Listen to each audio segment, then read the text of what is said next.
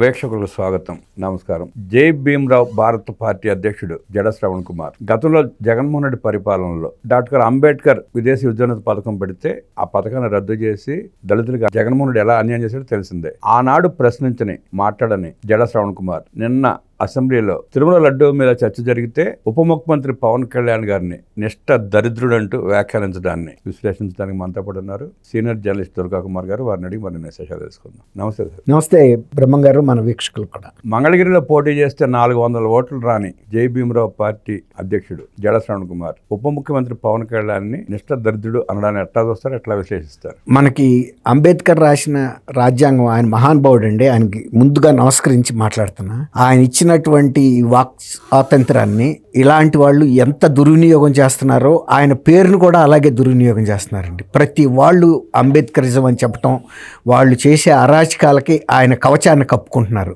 నిజంగా ఆయన సొంత వారసులు వాళ్ళు ఎవరు కూడా ఆయన పేరుని ఇలా కమర్షియలైజ్ చేసుకోలేదు. మీరు అన్నట్టు జడ శ్రవణ్ కుమార్ అని అడ్వకేట్గా చెప్పుకునే, లేకపోతే మాజీ జడ్జిగా చెప్పుకునే వ్యక్తికి ఆంధ్రప్రదేశ్లో ఇసుమంత విశ్వసనీయత కూడా లేని వ్యక్తి. ఆయన ఎవరు డబ్బులు ఇస్తే వాళ్ళ మాటలు మాట్లాడతాడు. అంతకుముందు చంద్రబాబు నాయుడు గారి మీద ఈగ కూడా వాళ్ళని ఇవ్వకుండా అనేక ఛానల్స్లో పుంకాలుగా మాట్లాడి పుంకాలుగా జగన్మోహన్ రెడ్డి గారిని, రాజశేఖర్ రెడ్డిని, వాళ్ళ ఫ్యామిలీని, వాళ్ళు చేసిన అవినీతిని, అకృత్యాలని, దాష్టికాలని, దళితుల మీద చేసిన దాడుల్ని దునువాడిన వ్యక్తి ఒక్కసారిగా తను బాణీని మార్చేసుకుని ఇవాళ జగన్మోహన్ రెడ్డి గారిని భుజాన్ని వేసుకున్నాడు. జగన్మోహన్ రెడ్డి గారిని రాష్ట్రం అంతా చీకొట్టిన ఈ టైంలో ఈయన భుజాన్ని వేసుకుని వాళ్ళ పార్టీ, మీరు చెప్పారు జై భీమ్రావ్ భారత పార్టీ, అది అఖిల భారత స్థాయి పార్టీ పెట్టాడు.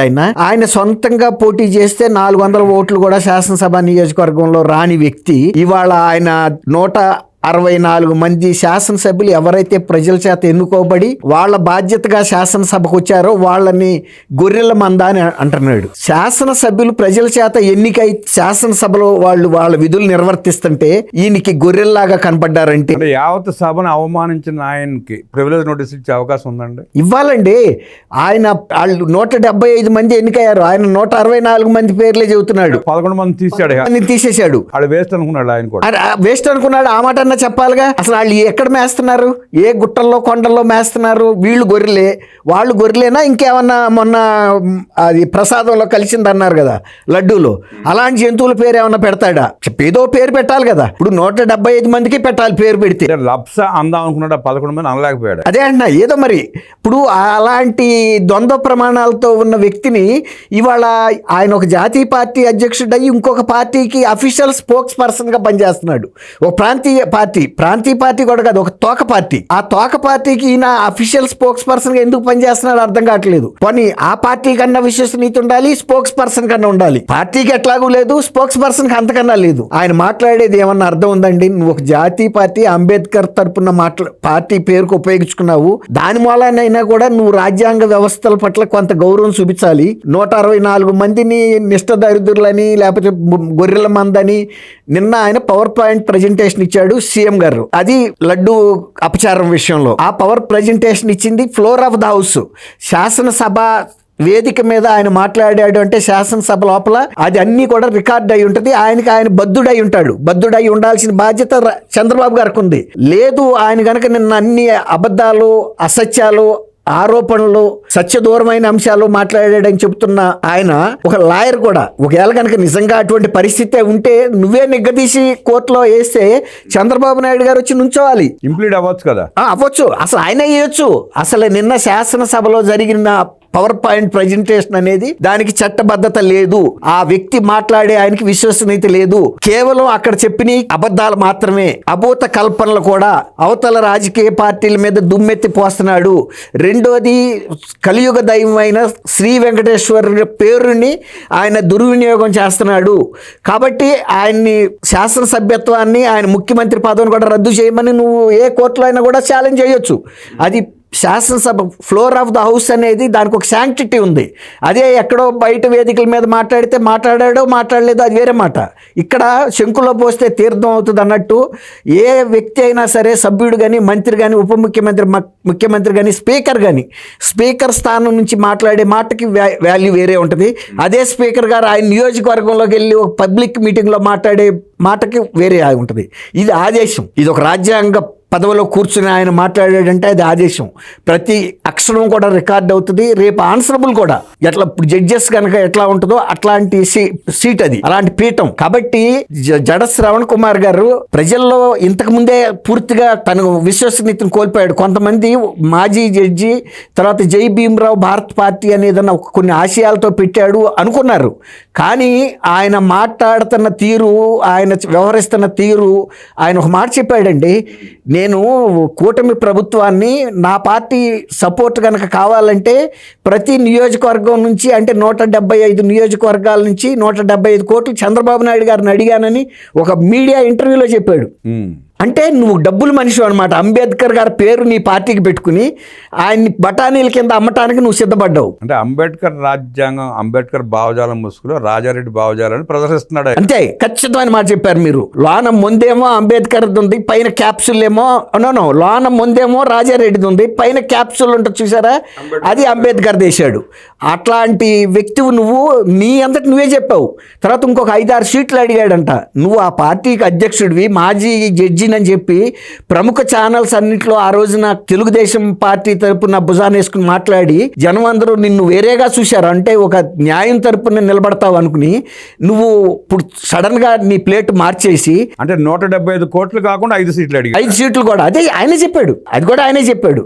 5 సీట్లు కూడా నీ జాతీయ పార్టీ అధ్యక్షుడిగా ఉన్న వ్యక్తివి, నీకు 400 ఓట్లు రాని వ్యక్తివి, నీ తరపున 5గురిని నుంచోబెట్టి నువ్వు గెలుద్దామా అనుకున్నావా? ఇంకొకటి కూడా నేను అడుగుతున్నా. నేను యాజ్ ఏ జర్నలిస్ట్గా 79 నుంచి ప్రజా జీవితంలో జర్నలిస్ట్గా ఉన్నా కాబట్టి ఆయన జీవిత కాలంలో గనక ఎప్పుడైనా సరే శాసనసభ్యుడిగా గెలిస్తే నేను ఇంకా ఇప్పుడు కూడా ఏ ఎనాలిసిస్లో కానీ జర్నలిస్టిక్ వృత్తిలో ఉండను. మీరు శాసనసభ్యుడి దాకా వెళ్ళారు సార్, వైజాగ్ కార్పొరేటర్ గెలిస్తే అని చెప్పి గెలవడం. ఎందుకంటే ఇట్లాంటి పేపర్ పులుల శక్తి ఏంటో నాకు తెలుసు. వీళ్ళు కేవలం ఏ పార్టీకైనా మాట్లాడి డబ్బులు చేసుకోవడానికి, ఆయన అన్నట్టు 175 కోట్లు ఇవ్వటానికి అవతల చంద్రబాబు నాయుడు గారు ఆయన శతాబ్దిగా ప్రజా జీవితంలో ఉన్నాడు. ఎవరి బలం ఏంటో ఆయన తెలియదా? ఎవరికి నిన్నే 45 సంవత్సరాలు పూర్తి చేసుకున్నాడు. అదే అంటే 2 సంవత్సరాలు తక్కువగా అర్ధ శతాబ్ది. అట్లాంటి వ్యక్తికి నువ్వు ఒక 175 కోట్లు అడిగావంటే నీ బలం ఎంత? నువ్వు అన్నట్టు కార్పొరేటర్ కాదు, నువ్వు ఎక్కడన్నా ఒక వార్డు మెంబర్గా గెలవగలిగిన శక్తి నీకు ఉందా అని అడుగుతున్నాను నేను. ఇంతవరకు నేను ఎవరిని ఇట్లాంటి మాట మాట్లాడాల. ఎందుకంటే ఆయన అభిమానిగా మేము ఆ ఛానల్స్ని చూసాం. ఆ రోజు ఒక వ్యక్తిత్వంతో మాట్లాడావు, నువ్వు ఇవాళ అమ్ముడిపోయిన వ్యక్తిత్వం మాట్లాడితే ఇవాళ నీ మూలాన ఇప్పటికే పూర్తిగా మునిపోయిన వైఎస్ఆర్సీపీ ప్రతిష్ట ఇంకా మసకబారిపోయింది. ఆ రోజు నిజం వైపు నిలబడ్డాడు, 175 కోట్లు ఇవ్వలేదని చెప్పి ఇప్పుడు అబద్ధం వైపు నిలబడుతున్నాడు. అబద్ధం వైపు అంతకన్నా గట్టిగా నిలబడుతున్నాడు. కాబట్టి ఈయనకి విశ్వసనీయత లేదు. ఎట్లాగూ అసలు వైఎస్ఆర్సీపీ కూడా మునిగిపోయిన పడవని ఈయన భుజాన వేసుకుంటే ఆ మునిగిపోయిన పడవ కింద ఈయన నలిగిపోవాల్సిందే తప్ప ఆ పడవ పైకి రాదు, ఈయన కింద నలక్క తప్పదు. కాబట్టి ఇద్దరిది ఒకటే. దొందే అంటారు చూసారా, ఇప్పుడు ఆ పరిస్థితికి వచ్చింది జడ శ్రవణ్ కుమార్ పరిస్థితి. అంటే ఎలక్ట్రానిక్ మీడియాలో కానీ ప్రజలు ఏ మీడియా ద్వారా చూసినా అందులో ఎవరు నీతివంతులో, ఎవరు శక్తివంతులో, ఎవరికి ప్రజాబలం ఉందో, ప్రజల పట్ల నిలబడే నిబద్ధత ఉందో తెలుసుకునే అంత విఘ్నత వాళ్ళకు ఉండబట్టే 2024లో జగన్మోహన్ రెడ్డిని 11 స్థానాలకు పంపించేశారు. నీకు 400 ఓట్లు మాత్రమే వచ్చింది లోపలే. కాబట్టి లేకపోతే నీలో కనుక నిజమైన నిబద్ధత ఉంటే నువ్వు కూడా ఎమ్మెల్యేగా గెలిచేవాడివే, గెలవాల్సిన వ్యక్తివే కూడా. నీవు అట్లాంటి పేరు పెట్టుకున్నావు పార్టీకి. అంతకుముందు అలాంటి నిజాయితీగా మాట్లాడావు. కానీ ఎప్పుడైతే నీలో ఇట్లాంటి లొసుకు ఏర్పడిందో ప్రజలు కూడా లొసుకుని గుర్తించారు, నిన్ను ఎక్కడ ఉంచాలో ఉంచారు. జీవితంలో కూడా నువ్వు ఇట్లాంటి కిరాయి పనులకి పనికొస్తావు. కిరాయి కోటిగాడు అంటారు చూసారా, కిరాయి కోటిగాడు పనికొస్తావు తప్ప నువ్వు ఏ ప్రజా జీవితంలో ఒక్కనాడు ఎప్పుడన్నా కనుక గెలిచి వచ్చినాడు ఇక ఆ రోజు నుంచి దుర్గా కుమార్ అనే జర్నలిస్టు పబ్లిక్లో కనపడ్డాక ఇంతకన్నా నేను ఛాలెంజ్ చేయలేను. ఎండ నీడ కూడా పడకుండా 100 కోట్లు సంపాదించే అవకాశం ఉన్న సినీ పరిశ్రమ మొదలుపెట్టి తాను సంపాదించిన 100 కోట్ల రూపాయలు పేద ప్రజల కోసం ఖర్చు పెడుతూ ఉప ముఖ్యమంత్రిగా ప్రజలకు సేవ చేస్తున్న పవన్ కళ్యాణ్ నిష్ఠ దరిద్రుడు అన్న జడ శ్రవణ్ని నువ్వు కార్పొరేట్గా కూడా గెలవడానికి పనికిరావు అంటూ ఛాలెంజ్ చేసిన దుర్గా కుమార్ గారికి ధన్యవాదాలు తెలియజేస్తూ నమస్కారం. నమస్కారం బ్రహ్మగారు, మన వీక్షకులు.